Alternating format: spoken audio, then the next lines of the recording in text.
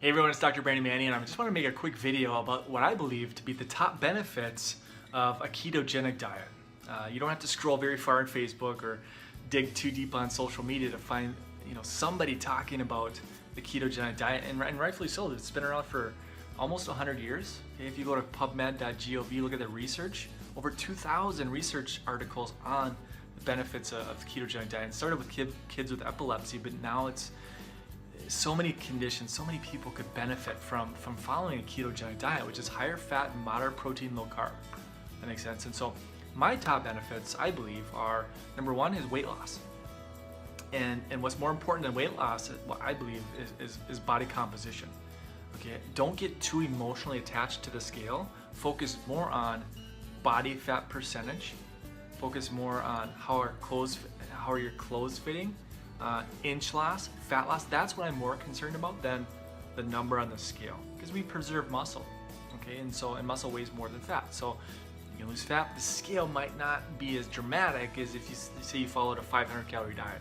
That makes sense? So be more concerned about body composition than the number on the scale in terms of weight. That makes sense?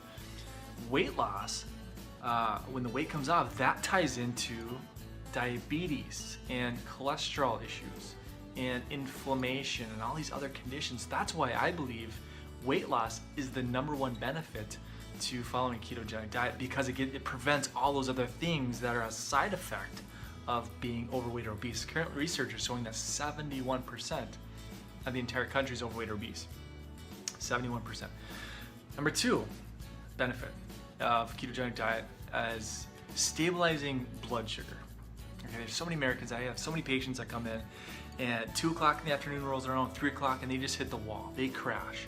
And why is that? Because they're living off carbohydrates, where it's the spikes and the dips, 3 o'clock in the afternoon, they're reaching for more caffeine, another cup of coffee, maybe it's a can of pops, something just to get them through the day. Versus if you were in a fat burning mode, you're gonna have an abundance of energy because it's gonna be a cleaner fuel source, but your energy is gonna be, the fuel is gonna be kind of stabilized versus the spikes and dips.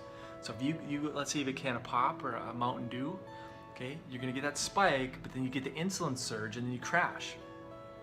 And that crash is where you start to crave more sugars and more glucose and something, because that's, hunger and cravings, that's when that kicks in, is when you're in this dip phase. And then you consume more stuff, and then you go up and down, and then what you have is all this excess carbohydrates, excess sugar, which where does that get stored? It gets stored as fat, but it gets stored tummy, hips, thighs, triceps, face.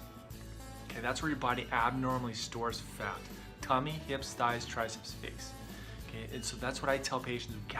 We have to shift you towards a higher fat. So higher fat, moderate protein, low carbohydrate approach, minimizing all these, the bread and the sugar. A piece of bread has the same effect on your blood sugar as a can of pop. It spikes that blood sugar and holds it there. Okay, and that creates so much inflammation in the body, and inflammation, that's another video for another day.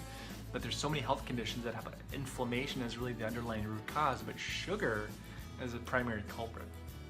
Okay, so it stabilizes blood sugar. That's benefit number two. Number three is mental function. Okay, better mood, better focus, more mental clarity. Okay, so it just, again, fat is a preferred fuel source of the body. Your brain functions better when your body's in a state of ketosis. And people say, what is ketosis? Long story short is when you shifted your body out of sugar, when you burnt off all the sugar, and now your body's turning towards fuel or fat for fuel. That's what ketosis is. I use the analogy of Survivor a lot when I'm with patients.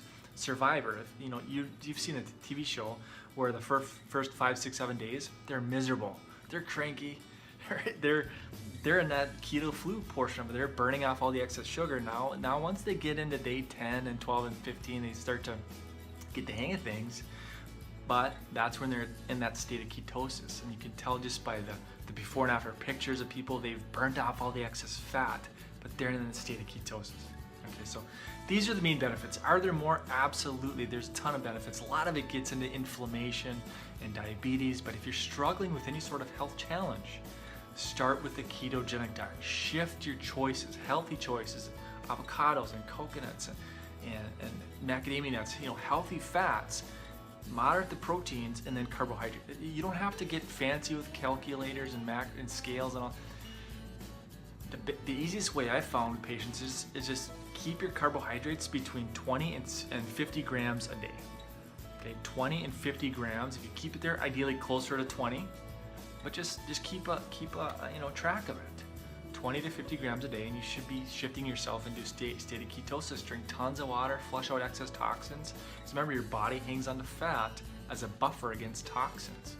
Okay, so I'll put more information below, but again, ketogenic diet, these are what I believe the top benefits. Okay, is weight loss, stabilization of blood sugar, and then just mental clarity. But again, there are others.